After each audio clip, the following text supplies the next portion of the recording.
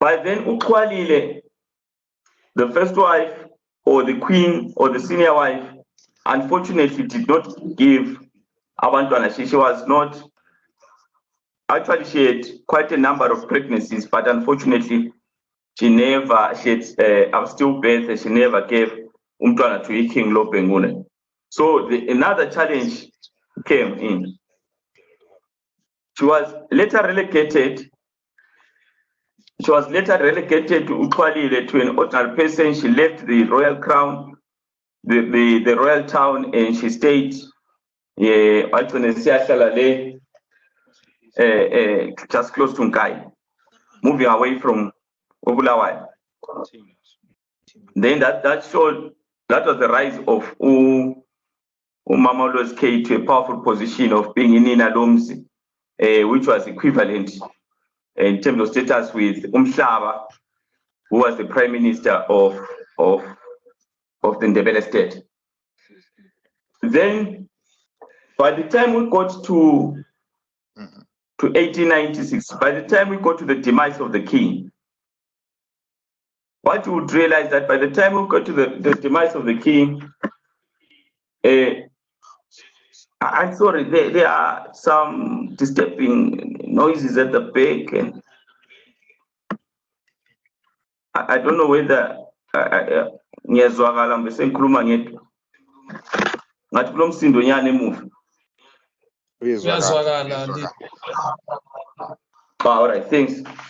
So ngesikhathi lesi let's look at the political conditions at that given time after she had taken over the position eyayingasoyakhe eyayingekaxhwalile. When she took over that position, now we had two commoners at the top of the Ndebele hierarchy, and she was now equivalent to Umhlaba. Umhlaba was the sign of Umnumbata. We had taken over being the prime minister of the state. So she was at that level. She was now discussing issues at that level. She was now more of a diplomat. When we had visitors coming in to the Ndebele state, she was the first person. In other sources, they say she acted more as an immigration officer. Everyone would have to meet her first. Why you're getting to the state? Would you want to see? What presence do you have? So she became a chief diplomat of the Ndebele state. That's how you can put it. But at the same time, as Umama Omzi, she continued to their roles of coming up, changing our policies, such as marriage policies, where the Bantu Besintwini can marry Abelungu, because Abelungu were coming in and all that. So she was faced with quite a number of critical and very important decisions to make. Then with that kind of life, then we go to the religious life. The religious life, our Lord became more powerful. They were introduced to Injelele. They were given Idula, a shrine to take over. And they now became even more powerful because they were now dealing with the Mwali religion, which was far much different from the Nguni religion and all that. So in Mwali religion, or Mwali, in Matopo Hills, where you have the Manyanga Hills, Ola Manyanga Hills, which are Mambo Hills, Lapo Manyanga Shrine. You also had these shrines around, and so she became even more powerful. Became more powerful. Then, as we move forward, Ulo Pengula had serious issues. First, this has to be said. The first wife had a problem because Queen Lozikheyi stayed for 10 years without a child. Then we had all these issues. So the heir to the throne, and Lopengula was approaching 50 years, and Abelungu were coming in, trying to take over the nation. You had the Gampu problem on the other side, who Chief Gampu was given Mfazi West 5 Amalayo, because and the Chief Gampu would one day avuke vumelana lenkosi, avuke avumelani lenkosi yethu. Chief Campus Tole, he has the largest army in the western side of East State. He has the largest army, largest regiment, but wayengawubambi umshini. So he had all these problems which Inkosi had at that given time. Then you had a challenge politically again. Abelungu, when they came in around 1893, around that time, when they came in before the First War, 1893, Ulo Pengula tried everything he could to avoid that war. Abafana Bembizo and Sugamini wanted to go for war and say, no, it's only a few hundreds of these people. We can wipe them off. They wanted to go for war, but Ulo Pengula, after hearing that isilo samabandla in South Africa, ucetshwayo wamaZulu unqotshiwe. He was not prepared to go for war. So yeah, this thing and this culture we started long back, where Amandebele, we follow rules up to the end. Even if we see impi ibuya phambi kwethu, we follow rules and we don't turn away. This culture, you would find it up to date. You'll find it in Nkomo, when people were saying, Nkomo, these people are going to turn against us. The Zanda is going to turn against us. But Nkomo will say, no, let's continue. Let's negotiate. Let's talk. And abantu baphele. Awuqalanga lapho. It goes back to the time of Ulopengula. Ulopengula engafuna ukunge-engage. When Ulopengula decided, no, he didn't want to engage with the whites. He didn't want to fight with the whites. He tried everything to avoid a fight with the Europeans. He tried to give them gold to avoid a fight, but they were still coming in. They just wanted to conquer. Unfortunately, they lobbied all the enemies around King Lopengula. After lobbying all the enemies around King Lopengula, that is the pioneer column, which we always talk about, our neighbors, Aveshonen, lobbied them, lobbied Abarotse from Zambia, he lobbied these guys from, we were led by Kama, So you had all the enemies around him, and he didn't have an heir. At that given time, didn't have an heir. So the kingdom was under threat. Then one major flop which the king did was, he then fought with the chief advisor. The chief advisor, Umhlaba, the son of Umnumbatha, was the chief advisor to his father and the prime minister. And now the chief advisor, he had a very huge fight with him, and decided that he gets to be killed. He gets to be killed, and he was killed. Umhlaba. After being killed, it means that we didn't have, 1893, we didn't have the regent. We didn't have the prime minister. We didn't have anyone who could step in if anything happens to Lopengula, apart from Queen Lozikheyi. So when the war started and the king ran away, Lozikheyi had to rise a step higher from being the senior queen to be the queen regent. And this is a common practice in Amanguni. You find it in Amasutu. It was common in Amanguni. Sorry, you'll find it in Amazulu. Recently, when the king passed on, the queen Umama Misizulu stepped in as the regent, as the queen, as the regent, and you'll find it again with Amaswat.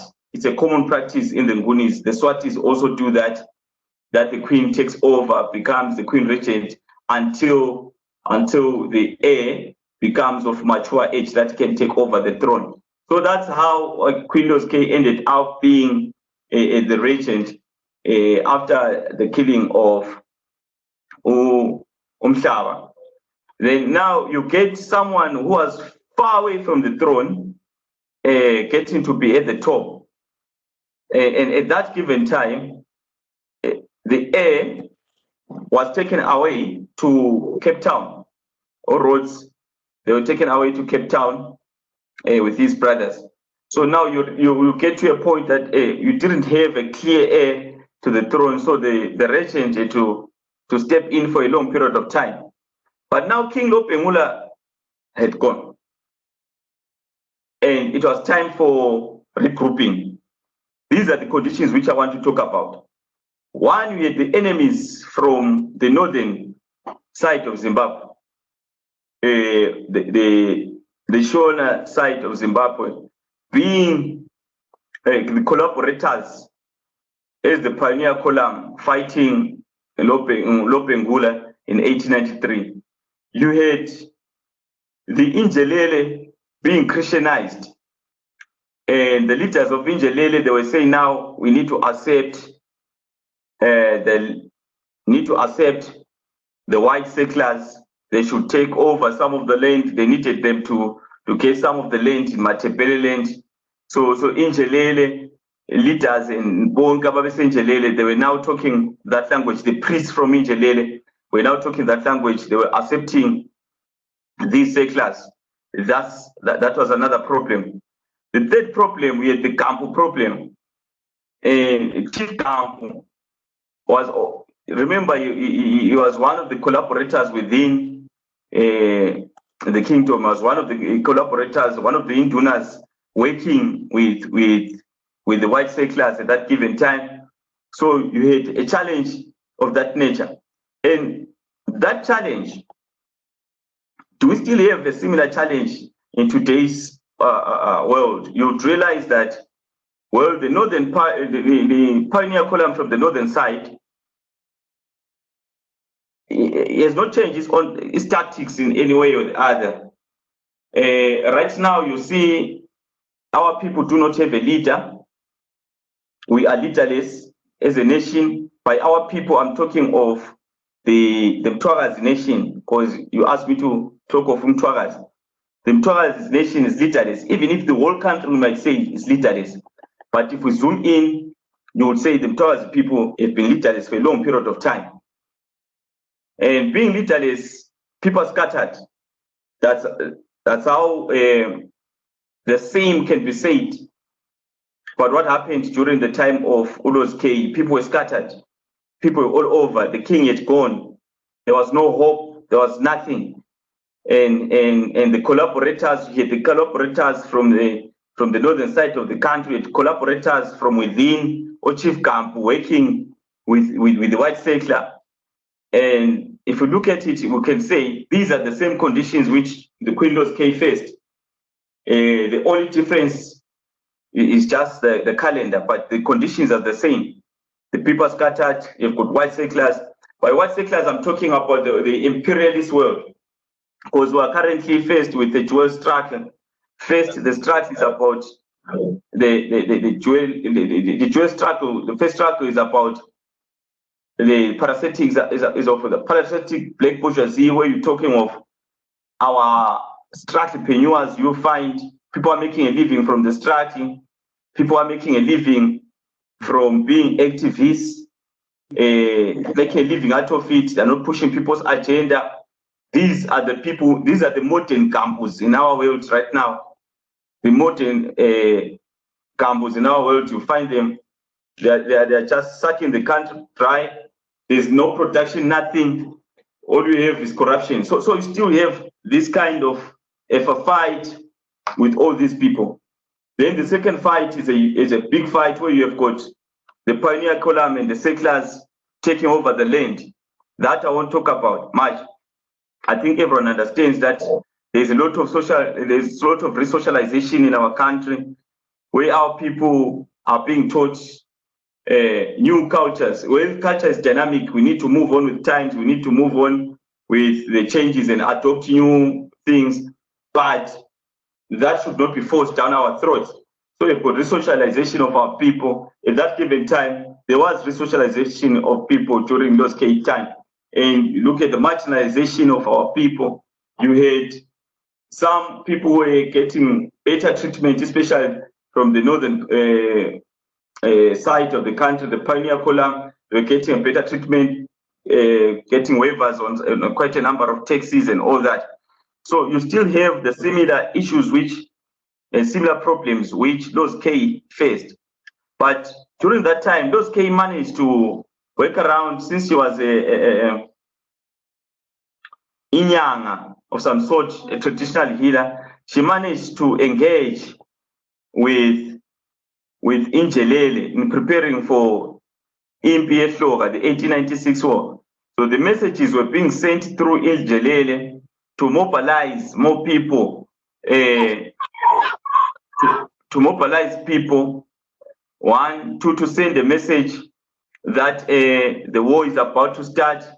So it was more of a way of communicating with everyone, of lobbying people to go to a war. So she used basically the Injeleles, the religious sector, as a way of mobilizing people. Well, we do find it right now where our leaders still use these sects, these religious sects. Some use these prophecies, some use Bible verses, some use quite a number of items to lobby people. So the religion still plays a pivotal part in our politics. So this was used by Queen Lozikheyi at that given time. And remember, the settlers at that given time did not understand the role of a queen regent. So they concentrated much on our Mchana Kumalo, concentrated much on our Mpontwana and Diweni, all these, Oskobo Kobo Numalo, all these were the leaders of the rebellion of 1896. But what we need to highlight at this juncture is that when the war broke out in 1896, the Ndebele's had victory for about 2 weeks. They had managed to find ways of using the modern weapons. Remember, Lozikheyi was given those weapons by Inkosi. When Inkosi in Yamalala gave Lozikheyi those weapons, the guns, and from 1893 to 96, you would agree that given that at that time when the settlers thought they'd conquered the Ntebeles, they created some police forces, native police forces, which about 300 native police force was created, and most of them were from Isugamini and Imbizo. And these native police officers were trained in how to use the guns and the modern weapons. So when we got to 1896, those weapons and the training which these people had received from the settlers was to Lozikheyi's advantage, because he had to give them guns.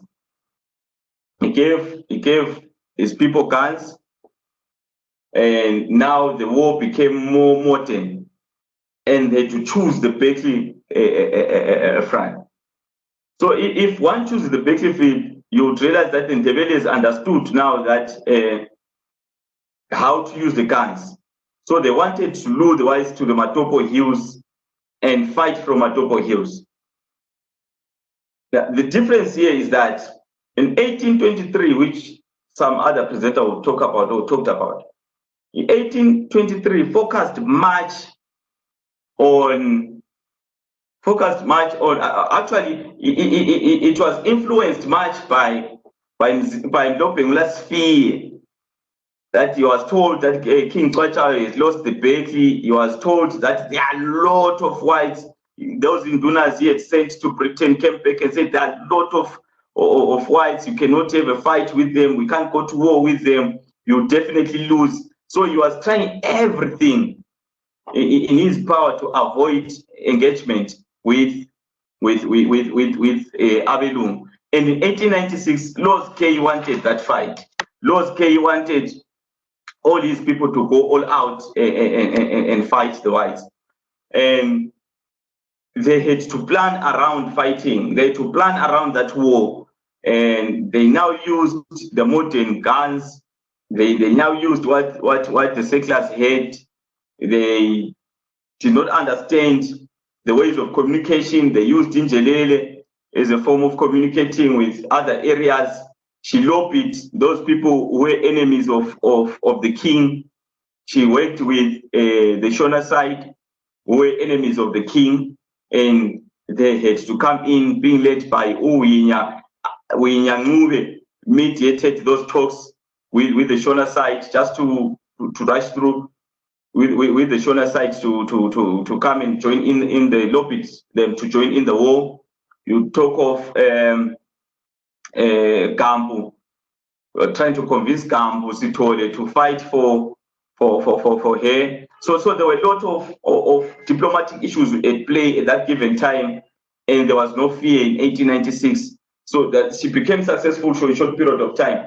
Unfortunately, their belief at that given time was, when you fight with your enemy, you make sure that you open a way. The way that enemy used to come in should be the same way that person or that enemy uses on their way out. So they opened up a route for the occupiers to use going back to Cape Town. Unfortunately, that route was used by the white settlers to bring more ammunition, and that's how they lost. So the rules of engagement were different, and that's why they had to lose that fight. Be it as it may, just to conclude, I want us to look at, I know that we are now behind time, and the network might be a problem for my comrade in Zim. We'll say we need to look at our current conditions and say, what is it which needs to be done as a nation? The first part we need to do is we need to address the national question and say, what type of a Zimbabwe, what type of a nation do we want? If a nation in this state, I'm going to use the word nation loosely way, and say, what type of a nation do we want? What type of a Zimbabwe do we want? What type of a state do we want? We need to understand that there were a lot of tribes in there, and we need to understand that our differences, the Russians used to say, the differences on the different colors of a rainbow, they make the rainbow beautiful. That's where Desmond Tutu took that quote. They make the rainbow beautiful. So if you are going to come up with a rainbow nation, as Desmond Tutu said, we need to understand that the differences of these colors, they make the rainbow beautiful. So we need to acknowledge that we're different. We need to acknowledge that as different individuals in one state, different tribes in one state, different nations in one state, we need to respect each and every tribe and every nation, be it may, in that state. So the issue of the national question has to be revisited. We need to come up with a consensus on what we want as a country. You think of South Africans coming up with a freedom charter. They sat down and said, and defined the South Africa they wanted. We need something similar to that. We also need to look at, and it did not only happen in South Africa. I'm thinking that it also happened in America, in USA, where you have the Declaration of Independence. It states clearly what it is to be an American. We also need to come up with something like that. Then we'll have less fights as a nation, less conflicts. And also, we need to start respecting the Constitution. I think the idea of what a constitution is problematic to most of our people in Zimbabwe, or most of the leaders in Zimbabwe. In the sense that the Constitution is treated as a list of suggestions. One would say, if this suggestion works well for him, well, it to be binding. If it doesn't, then we need to change the Constitution. You take another suggestion. So a Constitution is more of a list of suggestions. We need to do away with that. Then we need to address the issue of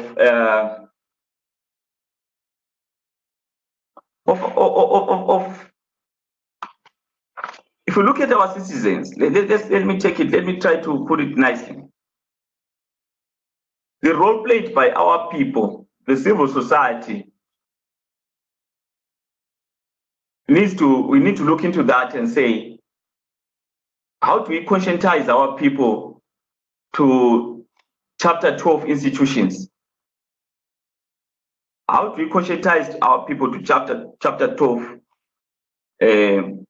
institutions? The Human Rights Commission, Media Commission, all these institutions which safeguard our rights as a nation. Our people need to understand that the power lies with them, not with the politicians, not with the leaders of political parties. We need to engage more with the masses so that they reclaim that power. If the masses reclaim that power, you will have a situation where they will tell a leader, even from their political party, and get to say, what we are doing right now is not what we want. It's not what we agreed on. Msebele, can I interrupt? Okay. To round it up and then sort of all right. Analyze. Okay. Finally, I'll just say there's a lot which still needs to be done as a nation, and a lot which needs to be done as a state. But it starts by involving all citizens in political situations, in political issues.